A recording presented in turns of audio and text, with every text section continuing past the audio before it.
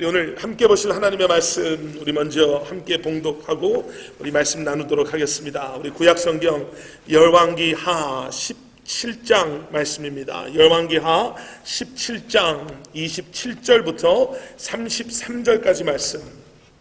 열왕기하 17장 27절부터 33절까지 말씀 저와 함께 한 절씩 저희 봉독하도록 하겠습니다.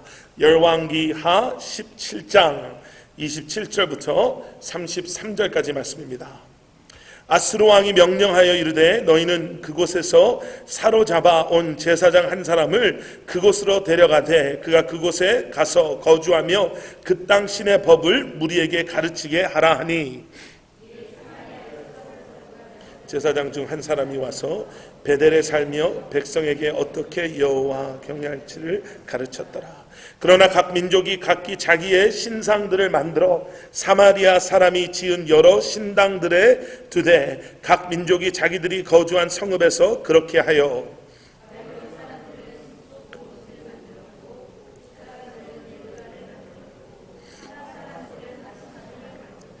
아와 사람들은 니파스와 다르닥을 만들었고 스발와임 사람들은 그 자녀를 불살라 그들의 신 아드람멜렉과 아남멜렉에게 드렸으며,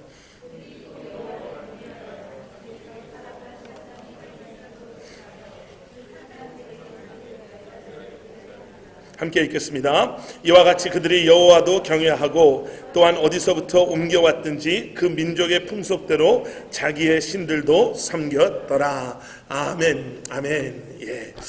지금 저희가 읽고 있는 열왕기하 17장의 말씀은요, 북이스라엘이 이제 마지막 왕 호세아와 함께 아수르에 의해서 멸망당한 후에 일어나는 그 멸망의 결과, 그리고 그 멸망의 원인에 대한 말씀들을 지금 저희가 열왕기하 17장에서 지금 보고 있습니다. 어떤 문제가 있거나 우리가 원하지 않는 아웃컴이라고 하죠. 결과가 있을 때는 우리는 왜 그런 결과가, 그런 아웃컴이 생겼는지에 대해서 원인을 파악하는 것을 당연하다라고 생각을 합니다.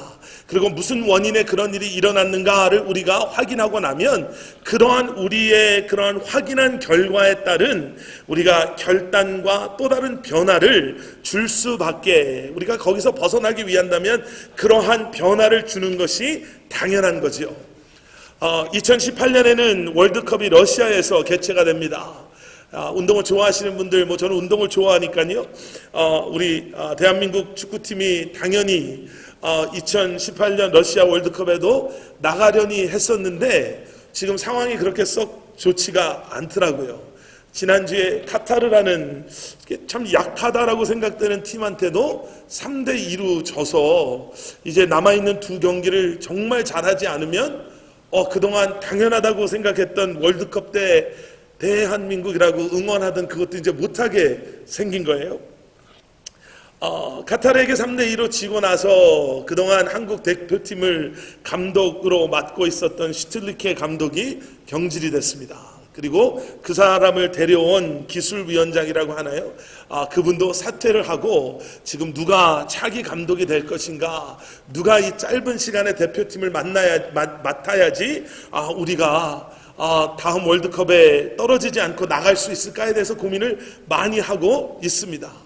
원하지 않는 결과가 나오면요, 누군가가 책임을 져야 되고요, 그 원인이 어디서 나왔는지, 왜 이런 결과가 나왔는지 그 원인을 분석을 해야 되고요, 원인을 분석하고 난 다음에는 그럼 어떠한 어려운 결정과 결단을 해야 되는지, 이거는 좀 어렵고 힘들지만 당연히 해야 되는 거죠. 우리의 삶에서도 좀 작은 스케일이 될 수 있지만 그런 일들이 있잖아요. 우리 자녀들을 양육할 때도 마찬가지고, 또 우리가 우리의 사업을 할 때도 마찬가지고, 우리가 이런 결과를, 이러한 것을 계획하고 어떠한 결정을 내렸는데 그런 결정이 우리가 원하는 결과가 나오지 않을 때는 당연히 무언가 변화를 주는 게 당연한 거죠. 아까 말씀드린 대로 북이스라엘의 이제 마지막 왕입니다. 마지막 왕 호세아가 지금 자신의 악함으로 말미암아, 이스라엘 민족의 죄로 말미암아 하나님의 심판하심 속에 이젠 아수르에게 나라를 빼앗기는 지금 상황에 다다랐습니다. 호세아라는 왕은 이름만 우리가 익숙한 호세아 선지자와 같은 이름이지 북이스라엘의 마지막 왕이었고요, 참 악한 왕이었습니다. 열왕기하 15장 30절에 가서 말씀을 읽어보면 호세아라는 왕은 자신의 앞에 북이스라엘의 왕이었던 베가 왕을 죽이고 자기가 왕 위에 올라갔던 그런 사람이었어요. 9년 동안 북이스라엘을 통치했고요, 9년 동안 북이스라엘을 통치하면서 북이스라엘을 멸망의 길로, 그리고 결국에는 멸망에 이르게 한 북이스라엘의 마지막 왕이 호세아 왕이었습니다. 기회주의자였던 것 같아요. 그가 죽이고 왕위를 빼앗았던 베가 왕은 아수르 왕국을 이렇게 반대했던 반아수르 정책을 가지고 있었던 왕이었는데, 호세아 왕은 왕이 된 다음에 17장 3절에 가서 보니까요, 이렇게 나와 있어요. 아수르의 왕 살마네셀이 올라오니 호세아가 그에게 종이 되어 조공을 드리더라. 그 전에 있었던 왕과는 달리요, 자기가 아수르 왕의 종이라는 것을 고백하며 조공을 드리기 시작해요. 그렇게 해서 아수르의 힘을 등에 업고 자신의 권력을 유지하려고 했던 사람이 호세아 왕이었어요. 그런데 너무 재밌는 건 뭐냐면, 바로 다음 17장 4절에 가보면 바로 그 다음 절에 이렇게 나와요. 그가 호세아 왕이 애굽의 왕 소에게 사자들을 보내고 해마다 하던 대로 아수르 왕에게 조공을 드리지 아니하매 라는 말이 나옵니다. 호세아가 북이스라엘의 왕이 된 뒤에요, 아수르 안에서도 큰 변화가 있었습니다. 그 전에 있었던 왕이 죽고 새로운 왕, 아까 말씀드렸던 살마네셀이라는 사람이 왕으로 올라와요. 호세아가 가만히 보니까 아수르의 정국이 혼란스러운 거예요. 이번 이 기회만 잘 잡으면 자기가 원하는 권력도 얻을 수 있고 힘도 얻을 수 있고 조공은 안 바쳐도 되고 조금 더 자기가 자기의 이런 원하는 권력을 오래 유지할 수 있을 것 같다라는 생각을 가지고 이 호세아 왕이 어떤 행동을 하냐면, 반대쪽에 있었던 애굽의 사신을 보내요. 그 당시 또 다른 강대국이었던 애굽에게 우리가 당신의 방패막이를 해줄 테니까, 어려움에 우리가 처하면 당신이 우리에게 군대만 보내주면 되고 우리가 당신을 도울 테니까 우리와 이렇게 평화조약, 우리와 이렇게 동맹의 조약을 맺어서 우리가 아수르를 서로 견제하는 그러한 동맹을 맺읍시다 라는 동맹을 맺어요. 그리고 그 소식이 아까 말씀드린 살마네셀 왕에게 바로 전달이 되죠. 17장 말씀을 오늘 한번 집에 가셔서 쭉 읽어보시면요, 살마네셀 왕이 너무 화가 나서 호세아 왕을 바로 감옥에 집어넣습니다. 그리고 북이스라엘의 수도인 사마리아를 3년 동안 포위하고 공격해요. 그리고 결국에는 마지막에는 사마리아를 공격해서 호세아 왕이 더 이상 버티지 못하고 항복함으로 말미암아 북이스라엘의 역사가 208년 전 여로보암이 세운 북이스라엘이 기원전 722년에 아수르에 의해서 완전히 멸망하게 되죠. 말씀드린 것처럼 17장 이 뒷부분의 말씀은 멸망 후에 이스라엘 민족들이 포로로 잡혀가는 과정, 그리고 그들이 이제는 유대인, 이스라엘 사람이라는 하나님의 자녀라는 그러한 정체성을 잃어버리는 멸망이 가져온 결과와, 그리고 무엇 때문에 어떠한 이유에 이러한 멸망이 북이스라엘에 찾아왔는가에 대한 말씀을 하는 거죠. 이미 멸망한 북이스라엘을 놓고요. 오늘 말씀 속에서 한 3가지 정도를 나눠보려고 합니다. 원인이죠. 왜 북이스라엘이 호세아라는 왕 때에 이러한 멸망을, 이렇게 비참한 멸망을 맞이할 수밖에 없었는가. 그런데 좀 우리의 삶에 적용을 해서 보면 이렇게도 보실 수가 있습니다. 내가 지금 만약에 영적으로 우리가 신앙생활을 한다라는 것이 우리가 정말 이렇게 무너지는, 아니면 이렇게 점점 뒤에 처지는 신앙생활이 아니라 하나님께서 원하시는 신앙생활을 한다라는 것은, 하나님의 백성으로 이 땅에서 살아간다라는 것은 과연 어떠한 의미일까? 이것을 3가지 정도로 짧게 한번 나눠보려고 합니다. 첫째는 뭐냐면요, 여러분, 신앙은, 우리와 하나님과의 관계는요, 절대로 상대적일 수 없습니다. 많이 들어보셨죠? 여러분, 믿음은 상대적일 수가 없습니다. 믿음은 절대로 상대적일 수가 없습니다. 오늘 읽지는 않았지만요, 성경이 있으신 분들은 17장 2절에 가서 이 17장 2절에서 설명하는 호세아 왕에 대해서 한번 읽어보시면 이렇게 설명을 해요. 여호와께서 보시기에 이 호세아 왕은 악을 행하였으나 다만 그전 이스라엘 여러 왕들과 같이 하지는 아니하였더라. 이렇게 호세아 왕을 평가를 해요. 어떻게 평가를 해요? 악을 행했습니다. 그런데 그 전 다른 이스라엘의 왕들과 비교해 보면 그들처럼, 아니면 그렇게 그들처럼 악하지는 않았습니다 라는 설명이 나와요. 좀 우리가 이해하기 쉬운 그러한 설명을 하면 이런 거죠. 그 사람은 나쁜 사람이었는데 다른 사람들에게 비하면 그렇게 나쁜 사람은 아니었습니다. 그 사람은 악했는데 요즘 세상에 그 정도로, 요즘 세상에 그 정도 하는 사람, 그 정도 안 하는 사람이 어디 있습니까? 뭐 이런 설명처럼 들릴 수 있어요. 그럼 내가 믿음이 그렇게 좋은 건 아니지만 그래도 이 정도 믿음이면 뭐 그래도 다른 사람들에게 뒤처지지 않는 뭐 그 정도 믿음, 신앙생활이 아닐까요? 라는 그러한 생각이요. 그런데 그러한 호세아 왕의 때에, 호세아 왕의 시대에 북이스라엘이 멸망하죠.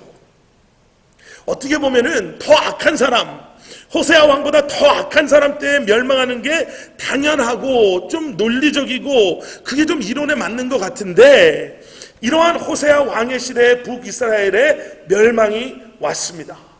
더 악한 왕의 때가 아니라요. 그래서 여기서 중요한 건 뭐냐면요, 17장 2절에서 중요한 건 뭐냐면, 우리는 쉽게 뒷부분에다가 포커스를 맞출 때가 있어요. 그 뒷부분이요, 그 전 이스라엘 여러 왕들과 그들과 같지는 않았습니다. 우리는 그것을 가지고 우리를 위로할 때가 있거든요. 이전보다는 내가 그래도 좀 더 신앙생활 잘하지 않습니까? 다른 사람들보다는 내가 좀 더 신앙생활 잘하는 것 같지 않습니까? 요즘 교회를 떠나는 사람들이 이렇게 많은데 그래도 나는 믿음으로 살려고 하지 않습니까? 라는 이 뒷부분의 말씀, 이 고백은, 뒷부분의 말씀은 무엇이냐면, 내가 내 스스로를 우리가 말하는 정당화시키려고 하는 변명에 가까운 것이라면, 여러분, 하나님께서 17장 2절에서 우리로 하여금 포커스하게 하시는 부분은 어디냐면요, 앞부분이에요. 앞부분의 말씀, 여호와께서 보시기에 악을 행하였다, 여기에다가 포커스를 둬야 되는 거죠. 신앙은 절대로 상대적일 수 없습니다. 그런데 여러분, 신앙은 상대적일 수 없습니다랑 항상 같이 가야 되는 그 고백이 있어요. 그게 뭐냐면, 신앙은 절대로 상대적이지 않습니다. 그러나 신앙은 하나님의 절대적인 기준에 근거해야만 합니다. 이 두 개가 같이 가야 돼요. 자칫 잘못해서 신앙은 절대로 상대적일 수 없습니다라고만 고백을 하게 되면 우리가 영적으로 오히려 더 나태해질 수 있어요. 우리 어린 자녀들하고 이렇게 같이 해보면 이게 금방금방 드러나거든요. 어떤 거냐면, 자꾸 내 믿음과 저 사람 믿음과 비교하지 마세요. 형편과 환경과 뭐 이런 게 다 다르고 나는 아직 그런 거 잘 모릅니다. 뭐 이런 표현이요, 사실은 우리로 하여금 내가 있는 그곳에서 나를 오히려 더 벗어나지 못하게 해요. 왜요? 목표가 없거든요. 목적이 없거든요. 이거는 아니다라는 분명한 거는 알지만 이것이 아니기 때문에 내가 이것을 붙잡고 이것을 향해 나아가야 되겠다라는 것이 없으면 오히려 더 혼란스러운 거예요. 그렇게 살면 안 돼 라는 그러한 부모님의 자녀들을 향한 그러한 권면 뒤에는 꼭 뭐가 있어야 돼요. 그렇지만 우리는 이렇게 살아야 되는 거예요. 그렇게 살아서는 안 돼. 하지만 우리에게는 하나님이 주신 사명과 삶의 목적이 있어. 그게 이거야. 그래서 우리는 여기를 노하고 여기를 등지고 우리가 향해 나아가야 되는, 우리가 추구해야 되는, 우리가 붙잡아야 되는, 우리가 취해야 되는 그러한 하나님께서 우리에게 허락하시는 사명이 있어. 그게 이거야를 보여줄 수 있어야 되는 거죠. 신앙은 상대적일 수 없습니다. 아니, 없어요. 그렇지만 더 중요한 건 뭐냐면 신앙은 절대적인 기준에 근거해야 되는 거죠. 이스라엘 역사를 들여다보면요, 이스라엘 역사 속에서 가장 큰 업적을 이루었다라고 말할 수 있는 왕 가운데 여로보암 2세라는 왕이 있습니다. 근데 성경을 들여다보면은요, 이렇게 업적이 많고 좀 위대하고 좀 영향력 있었던 왕에 대한 그러한 기록이 거의 없어요. 별로 없어요. 너무 적게, 정말 조금밖에 없어요. 근데 그런 걸 보면서 우리는 이런 걸 깨달아 알게 됐죠. 아, 세상에서 얼마나 성공하고 세상에서 얼마나 영향력 있었고 왕으로서 얼마나 잘 그 왕으로서 이렇게 통치를 했고 얼마나 성공했고 잘했는가는 사실 하나님께 그렇게 큰 관심이 없으시구나. 그럼 하나님의 관심이 어디에 있는가를 생각해 보면 그거죠. 하나님의 관심은 하나님께서 우리에게 허락하시고 맡겨주신 그 사명을 우리가 잘 믿음으로 감당하는 삶을 살고 있나 살았는가가 관심 있으신 거예요. 교회도 마찬가지죠. 저희가 이런 말씀 볼 때마다 우리를 들여다보고 또 우리라는 공동체를 들여다볼 수 있어야 돼요. 정말 교회가 우리의 기업이, 여러분들의 기업이, 여러분들의 자녀, 우리들의 자녀가 정말 우리들의 삶이 정말 이거구나 라고 생각하게 하는 게 무엇이냐라는 거죠. 교회가 커지고 부흥하고 우리 가정이 남들보다 더 편안하고 안정되게 살고 우리 자녀들이 더 성공한 것처럼 세상의 기준 속에 우리 아이들이 더 성공한 것처럼 보이는 것을 놓고 정말 우리는 축복받은, 정말 우리는 잘한, 그러한 정말 우리는 보람있는 삶을 살았고 보람있는 우리가 사역을 했다라고 고백하는 것이 아니라, 여러분, 하나님의 사명이 무엇인지를 우리 자녀들로 하여금 발견하게 하는 거고요, 우리도 우리에게 맡겨주신 하나님의 사명이 무엇인지, 또 우리 커버넌트 교회도요, 우리가 함께 예배하며 기도하며 우리 교회를 향한 하나님의 그러한 기대하심이, 맡겨주신 사명이 무엇인지, 그리고 과연 우리는 우리 자녀들로 하여금 우리가 스스로 우리의 기업을 통해, 가정을 통해, 교회를 통해 그러한 삶과 사역을 감당하고 있는지가, 그것이 무엇보다도 중요한 거죠. 지금은 돌아가셨는데요, 셰퍼 박사님이라는 그런 분이 스위스에서 열린 학술 대회에서요, 거기에 참석한 지적인 리더들, 영적인 리더들 앞에서 이런 강의를 하신 거예요. 이 시대의 방향과 믿음의 길, 이것을 제시하시면서 이렇게 말을 하신 거예요. 19세기에 일어났던 가장 큰 비극은 사람들이 절대 가치, 절대 기준을 버린 것입니다. 여러분, 포스트모던에 대해서 많이 말씀드리고 많이 들으셨잖아요. 19세기에서 일어난 일 중에 가장 비극적인 건 다른 어떠한 전쟁과 학살과 그런 많은 사람들이 죽임을 당하고 이런 것이 아니라 절대 가치와 절대 기준을 우리가 버려버린 것이 19세기에 일어났던 일 가운데 가장 큰 비극이라는 거예요. 19세기 이전에는 분명하게 절대 가치와 절대 기준이 존재했었습니다. 그래서 어떤 판단에 있어서, 어떠한 결정함에 있어서 그 절대적인 기준을, 그 절대적인 가치를 통한 무엇이 옳고 무엇이 틀린 것이라는 분명한 생각이, 분명한 고백이 존재했었는데 이제는 그게 존재하지 않는다라는 거예요. 제가 여기서 하나 더 나가볼까요? 포스트모던에 대해서 그런 얘기 많이 하죠. 절대 진리가 없습니다. 아니요, 포스트모던은 절대 진리가 없다 소리 안 해요. 포스트모던이 말하는 건 절대 진리를 부인하는 게 아니라 절대 진리가 납니다를 말하는 거예요. 하나님이 아닙니다. 납니다. 내가 원하는 거 하고 내게 만족을 주는 걸 내가 하는 거고, 그걸 가지고 누가 그걸 옳다 틀리다를 못한다라고 말하는 게 포스트모던이에요. 절대 가치와 절대 기준을 놓쳐버리는 거예요. 미국이라는 사회도 말씀이라는, 성령이라는, 믿음이라는, 신앙이라는 절대 기준을 가지고 있을 때는 어려운 것이 그래도 그렇게 많지는 않았어요. 결국 말씀으로 돌아와서 그래 성경에서 뭐라고 말하는지, 이게 옳은 건지 그른 건지 잘못된 건지를 판단할 수 있었는데요, 그것을 이제 부인하다 보니까 내가 동성연애하고 싶으면 누가 나에게 그런 것이 잘못됐다고 말할 수 있습니까? 절대 기준은 뭐예요? 나죠. 내가 원하는 거죠. 내가 하고 싶은 것을 하는 거죠. 여러분, 하나님이 여러분들의 삶에, 우리의 삶에 그 말씀이, 그 약속이, 그 진리의 말씀이 절대적인 기준이 될 때, 여러분, 우리는 비로소 어떠한 환경 속에서도요, 오늘 잠깐 읽으신 말씀 속에서도 얼마나 좀 지저분하고 복잡하고 영적으로 막 섞여 있는 것과 같은, 무슨 산당에 대한 얘기가 나오고 17장 전체를 읽어보시면 우상들이 여기저기서 나오고 자기 자녀를 태워서 우상에게 바치는 일들이 나오는 그러한 환경에 있다 하더라도, 여러분, 절대적인 기준과 절대적인 가치, 그리고 그 진리, 하나님의 진리의 말씀이 우리의 삶 가운데 절대적인 기준이 될 때, 여러분, 우리는 어떠한 환경 속에서도 하나님이 원하시는 믿음, 신앙, 하나님과의 관계를 우리는 유지하며 살아갈 수 있는 줄 믿습니다.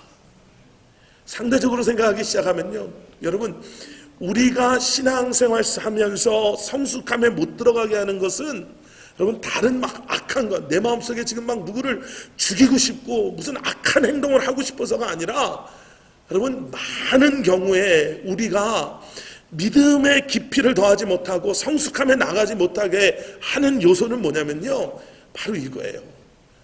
상대적인 생각 속에 신앙생활하는 거예요.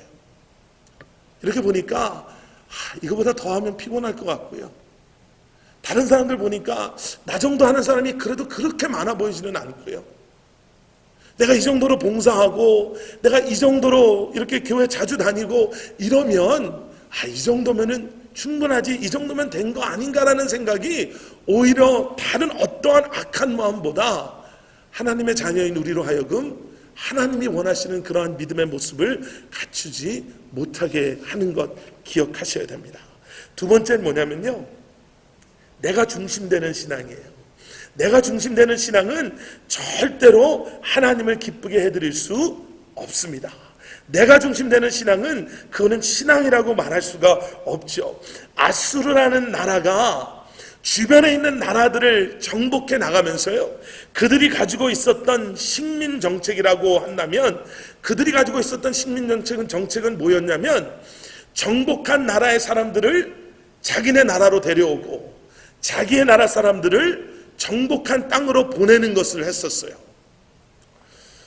그러니까 특별히 이스라엘 민족처럼 단일 민족이었던 그들, 그리고 그들의 뭐라고 그럴까요, 민족적인 순수성을 무엇보다도 소중하게 생각했던 그러한 이스라엘 사람들에게 너네들 지금부터 이거 하지 마 했으면 오히려 더 반감하며 반응할 수 있었던 그들이 섞여 지내는 이러한 상황 속에 익숙해 지내다 보니까 그 이스라엘 민족이 이제는 이방 민족들과 결혼하게 되고, 그들이 가지고 온 그러한 우상들을 자신도 모르게 섬기기 시작하다 보니까 이제는요, 그들 안에 어떠한 일들이 일어나냐면, 여러분 32절에 내려가 보면 이런 말씀이 있어요. 그들이 또 여호와를 경외하여 자기 중에서 사람을 산당의 제사장으로 택하여 그 산당들에게 자기를 위하여 제사를 드리게 하니라. 32절에서 가장 두려운 그러한 고백은 뭐냐면요, 마지막에 나오는 거예요. 자기를 위하여 제사를 드리게 하였습니다. 여러분, 이미 여러 번 말씀드렸잖아요. 우리가 여호수아 말씀을 통해서 제가 여러 번 말씀드렸어요. 금송아지 사건을 보면서, 여러분, 그 금송아지 사건이 그냥 단지 참을성이 없었던 이스라엘 민족들이 모세와 여호수아가 너무너무 오래 걸려서 그들이 뭐라도 좀 보고 그들이 어떻게 해서든지 예배하기 위해서 그냥 어리석은 실수로 인해서 금송아지를 만든 게 아닙니다라고 제가 말씀드렸잖아요. 금송아지를 만들어 놓고 그들이 금송아지를 뭐라고 불렀나, 그걸 잘 생각해 보시면 돼요.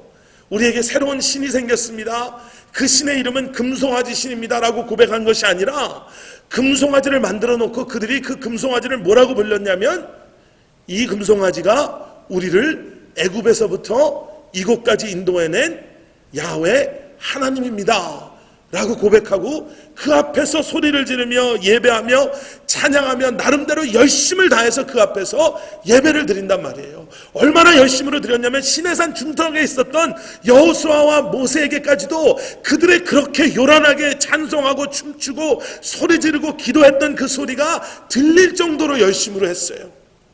여호수아 말씀을 함께 공부하면서 제가 그런 말씀 드렸죠. 절대로 하나님이 중심되지 않는 열심을 신뢰하지 말으셔야 됩니다. 열심히 신앙의 성숙함이 아닙니다. 은혜를 기억하셔야 돼요. 예배의 중심, 예배의 주인 되시는 하나님이 absent한 그러한 예배는 존재할 수 없죠.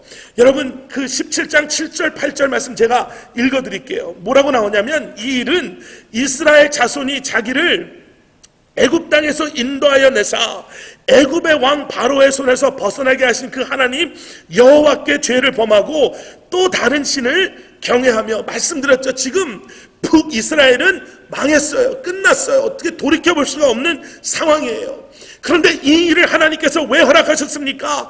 애굽 땅에서부터 그들을 인도해내신 애굽의 왕 바로의 손에서 그들을 벗어나게 하신 하나님을 그들이 잊어버리고 이러한 하나님 여호와께 죄를 범하고 다른 신들, 내가 중심되는 그러한 삶을 살아가는 그들의 모습. 8절 말씀, 여호와께서 이스라엘 자손 앞에서 쫓아내신 이방 사람의 규례와 이스라엘 여러 왕이 세운 율례를 그들이 행하였기 때문에. 여러분 은혜를 기억하는 사람과 은혜를 놓치는 사람과의 차이가 이렇게 시작이 되는 거예요. 눈에 보이는 것을 쫓아가는 삶과 내 삶 속에 그리고 나로 하여금 경험하게 하신 하나님의 신실하심과 은혜와 사랑을 기억하는 삶을 살아가는 하나님의 사람들의 삶의 모습이 이렇게 다른 거예요. 내가 중심되는 예배 우리도 모르는 사이에 드릴 수 있습니다. 이번 화요일 저녁에 좀 많이들 나오셨으면 좋겠는데요. 지난 화요일 저녁 때 제가 그런 설교 드렸잖아요. 여호수아 5장 말씀 보면서 오늘 이번 화요일 날은 6장 말씀을 볼 텐데요. 여호수아가 여리고성을 앞에 두고 두려움 가운데 있을 때 하나님의 천사 예수 그리스도의 그 방문하심을 경험하게 돼요. 근데 그때 여호수아가 물어봐요. 당신은 우리 쪽입니까? 아니면 적들의 쪽입니까? 라고 질문을 할 때 대답이 뭐였어요? 아니다였어요. 엉뚱한 대답이 나오는 거예요. 내 편입니까? 저 사람 편입니까? 그러면 나는 네 편이다, 나는 저 사람 편이다 라는 대답이 나와야 되는데 아니다 라는 대답이 나오는 거예요. 그리고 제가 설명드렸죠. 중요한 질문은 당신이 내 편입니까? 당신이 내 편이 아닙니까가 아니라 하나님, 지금 내가 하나님 편에 서 있습니까요? 내가 지금 하나님 편에 서 있는 삶을 살고 있습니까요? 내가 지금 열심으로 내가 잘하고 있습니까? 못하고 있습니까? 신앙생활 이렇게 하는 겁니까? 저렇게 하는 겁니까가 아니라 우리가 물어봐야 되는 질문은 뭐냐면 하나님, 지금 나는 하나님께서 내 삶의 중심 되시는 삶을 살고 있습니까요? 교회에서, 가정에서, 내가 일하는 일터에서 하나님, 우리 가정의 중심에는 주님이 계십니까? 그렇지 않습니까? 그것 때문에 우리가 가슴 아파해야 되고요. 그것 때문에 우리가 매달리며 기도하며 하나님의 임재하심을 우리 삶 가운데 함께 하심을 놓고 우리가 기도해야 되는 줄로 믿습니다. 마지막 세 번째는요, 여러분, 믿음은 결단과 결심을 요구합니다. 오늘 설교 제목을 이것도 그리고 저것도 라고 잡은 게요, 우리 오늘 보신 33절 말씀을 제가 이렇게 제 스스로 제 나름대로 한번 이렇게 다시 재해석을 해봤습니다. 33절 말씀, 이와 같이 그들이 여호와도 경외하고 또한 어디서부터 옮겨왔든지 그 민족의 풍속대로 자기의 신들도 섬겼더라. 예, 여호와도 경외하고 그 민족의 풍속대로, 그것이 어디서 왔는지도 모르지만 그 민족의 풍속대로 자기들의 그러한 신들도 섬겼습니다. 여러분, 이것도 저것도는요, 신앙이 절대로 될 수가 없습니다. 오늘 일부 예배 때 제가 그런 말씀 드렸거든요. 제가 웨스턴에서 이제 산 지가 조금 되다 보니까 그 주변에 이렇게 다니다 보니까요, 그 웨스턴과 그 펜브룩 파인 그 사이에 뭐 힌두 사원도 있는 것 같고 무슨 절 같은 것도 있는 것 같고 그러더라고요. 아마 여기 계신 여러분들은 오늘 예배가 끝나면 그런 힌두 사원이나 절 같은 데 안 가시겠죠. 안 가시죠. 아이, 목사님, 우리가 뭐 이것도 섬기고 저것도 섬기고 하겠습니까? 아이, 그렇게 말도 안 되는 소리요. 예, 아니죠. 그런데 여러분, 우리의 문제는요, 지금 여기에 나오는 여호와도 섬기고 자기의 신도 섬겼다와 다르지 않을 수 있어요. 힌두 사원에 안 간다 뿐이지 우리는 우리가 스스로 만들어 놓은 우상들이 우리 삶 가운데 있을 수 있다니까요.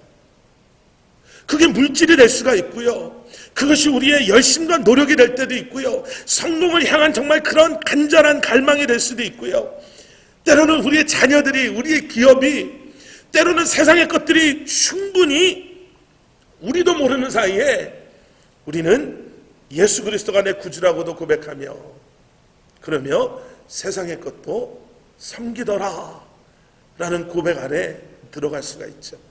아까 말씀드렸죠. 여로보암 2세가 참 그때 이스라엘이 부귀영화와 그리고 그러한 뭐 국력의 그 최강, 막강함의 절정에 이르렀었다고 합니다. 그런데 그때부터 하나님을 그들이 점점 멀리하기 시작한 거예요. 그들 눈에 부와 명예와 힘이 보이기 시작했던 것 같아요. 그리고 그 뒤에 우상 숭배라는 무서운 죄가 그들을 안에 들어오게 되는 거죠. 여러분, 17장 9절 말씀에 이런 표현이 나와요. 이스라엘의 자손이 점차로 불의를 행하여. 여러분, 성경에 동그라미를 치시는지 언더라인을 하시는지 모르겠는데 만약에 그렇게 하시면 거기에 점차로에 밑줄을 그어놓으시든지 동그라미를 쳐놓으세요. 그게 무서운 단어예요. 하루아침에 낙한 사람, 하루아침에 우상을 섬기는 사람이 아니라 이스라엘 자손들이 서서히 점차로 불의를 행하다 보니까 여러분 9절부터 10절, 11절, 12절을 넘어가는 12절에 나오는 그 고백은 뭐냐면 우상을 섬겼으니 이는 여호와께서 그들에게 행하지 말라고 말씀하신 일이라. 점차로 시작된 것이 나중에는 하나님께서 하지 말라라고 했던 바로 그 일을 행하고 있는 모습으로 그들의 삶 가운데서 드러나는 거예요. 은혜를 잊어버리고 죄의 길을 쫓아가다 보니까 서서히 점차로 이거는 괜찮겠지, 이 정도는 괜찮은 거 아닌가라는 생각 속에 살다 보니까요, 여러분, 과감하게 결단을 내려야 될 그 시간을 놓쳐버리니까 하나님이 하지 말라고 했던 그 일을 하고 있는 그들의 모습을 뒤늦게 발견하는 거예요. 호세아 왕이 북이스라엘을 멸망에 인도하기까지 여러분 19명의 왕들이 있었어요. 19명의 왕들 중에 한 사람이라도 이건 아닙니다, 더 이상 이렇게 가게 하서는 안 됩니다라는 믿음의 결단함만 있었어도 어쩌면 북이스라엘은 이렇게 비참하게 멸망하지 않았을 수도 있었을 거예요. 19명 중에 한 사람이라도 이거는 하나님이 원하시는 게 아닙니다, 이것은 하나님이 원하시는 우리의 모습이 아니고 하나님의 백성으로 우리는 이렇게 살아서는 안 됩니다라는 결단함이 있었다면 이스라엘은 이렇게 비참하게 멸망하지 않았을 것입니다. 우리의 삶도 마찬가지예요. 점차로가 무섭다니까요. 어제 한 것 오늘 한 게 별 차이 없는 것 같아요. 작년의 나의 모습과 올해의 나의 모습이 그렇게 달라 보이지 않아요. 뭐 이렇게 살 수 이 정도는 라는 생각 속에 우리가 결단함의 순간을 놓쳐버리면요, 여러분, 우리도 너무나 멀리 이렇게 드리프트 된다고 그러죠. 떠내려가 버린 우리의 모습을 발견하게 되는 그런 아픔을 경험할 수도 있다는 거죠. 그게 옛날 사람입니다. 윌리엄 보텐이라는 사람이 있었습니다. 1904년에 고등학교를 졸업한 사람이니까 옛날 사람이죠. 근데 이 윌리엄 보텐이라는 사람이 고등학교를 졸업하던 해에 부모님으로부터 고등학교 졸업 선물을, 그 당시 1904년에 고등학교 졸업 선물을 선물로 뭘 받냐면 세계 일주 여행을 선물로 받아요. 금수저 중에 금수저죠. 고등학교를 딱 졸업했을 때 이미 이 윌리엄 보텐이라는 사람은 밀리어네어, 백만장자가 된 거예요. 부모님들이 가지고 있는 그 엄청난 농장과 그런 것을 이미 상속을 받았어요. 그 당시에 백만장자라면 지금으로 따지면 뭐 엄청난 부를 가지고 있었던 사람이죠. 그래서 윌리엄 보텐이요, 부모님이 주신 그 졸업 선물 세계 일주를 이제 떠납니다. 고등학교를 졸업하고요, 아시아를 가고 중동을 가고 유럽을 여행했다고 합니다. 들뜬 마음에 기분 좋게 여행을 시작했는데 갈 때마다 윌리엄 보텐의 눈에 보이는 장면은 멋있는 장면, 맛있는 음식, 이런 장면들이 아니라 어떤 이유에서였는지 가는 곳마다 그곳에서 고통받고 소외받고 아파하고 힘들어하고 죽어가는 사람들이 이 18, 19살 난 청년 눈에 보이는 거예요. 그 마음이 이제는 안타까움으로, 극률한 마음으로, 때로는 죄책감으로 마음에 큰 짐을 이렇게 지게 되고요. 그리고 이 여행이 끝나기도 전에 부모님에게 편지를 써요. 18, 19살 난 고등학교 졸업생이요. 어머니, 아버지, 저는 이번 이 여행을 통해서요, 저의 일생을, 저의 삶을 전도하는 것과 그리고 그 일을 준비하는데 헌신하기로 결정했습니다. 그리고 집으로 돌아와요. 집으로 돌아오면서 자기가 가지고 있었던 성경책 맨 뒷장을 열어서 맨 뒷장에다가 이렇게 썼대요. 더 이상 지체할 수 없습니다. 그리고 돌아와서 프린스턴 대학에서 신학교에서 공부를 하고 하나님의 부르심 가운데 중국에 있는 회교도죠, 이슬람권 사람들을 위해서 선교사가 되기를 하고 이집트로 먼저 가서 회교권 선교를 위한 준비를 해요. 그런데 한 달 만에 뇌막염이라는 것에 걸립니다. 그리고 뇌막염에 걸린 후 한 달 안에 그 짧은 인생을 마감하고 순교해요. 중국에도 못 가보고 이집트에서. 세상 사람들이 그런 청년을 조롱하고 안타까워했겠죠. 18, 19에 벌써 백만장자가 돼 있는데 그 돈 가지고 살아도 정말 편하게 재밌게 원하는 대로 하고 싶은 대로 살았을 그런 삶을 어떻게 그렇게 어리석게 버려버리냐고. 하나님의 뜻이 아니었나 보네요. 하나님은 계시는 건가요? 너무너무 허무하고 정말 헛일했네요. 그런데 그의 부모님은 묵묵히 사랑하는 아들의 장례 절차를 모두 마칩니다. 그리고 윌리엄 보텐의 유품을 정리하다가요, 그 사랑하는 아들의 손때 묻은 성경책을 발견해요. 그리고 그 맨 뒷면을 열어봤더니 언제 썼는지는 모르지만 이제 잉크가 이렇게 발해가고 있는 아들의 글이 보이죠. 더 이상 지체할 수 없습니다. 그리고 그 밑에는 좀 더 선명하고 분명하게 최근에 쓴 걸로 보이는 또 다른 글이 하나 발견되죠. 거긴 뭐라고 써있냐면 나는 후회 없습니다. 짧은 글이지만요, 이 글을 읽으면서 많은 생각이 스쳐 지나가더라고요. 과연 무슨 결단을 하고 나는 지금 살아가고 있는 건가? 내 마음에, 내 가슴에 감당할 수 없는 열정은 과연 무엇일까? 내가 결단해야 되는 것, 내가 지금 다시 한번 결단하고 결심해야 되는 것은 과연 무엇인가죠? 아까 말씀드린 대로 어려운 상황 속에서도요, 열왕기하 17장에 등장하는 것 같이 정말 영적으로 어지럽고 복잡한 상황 속에서도 하나님의 절대적인 기준을 신뢰하는 하나님의 사람들은, 내가 내 계획이 중심되지 아니하고 하나님이 우리의 가정에, 우리의 기업에, 우리의 교회에 내 삶에 중심되어지는 삶을 살아가는, 허락하시는 그 순간에 내가 믿음으로 결단하고 결심하는 그러한 용기와 담대함이 있는 사람에게는 가려고 하는 곳까지 가질 수 없을 수도 있어요. 세상 사람들 눈에는 너무너무 허무하고 너무너무 정말 아무것도 아닌 것처럼 보일 수 있지만 그의 고백처럼 지체할 수 없기 때문에, 그리고 후회 없기 때문에 이것 그리고 그것 때문에 두려워하고 떨려하는 것이 아니라 하나님을 붙잡고 그 안에서 살아갈 수 있게 되는 줄 믿습니다. 그러한 삶, 그러한 결단함이 있는 이번 이 한 주간의 여러분들의 삶이 되시기를 주님의 이름으로 간절히 축원합니다.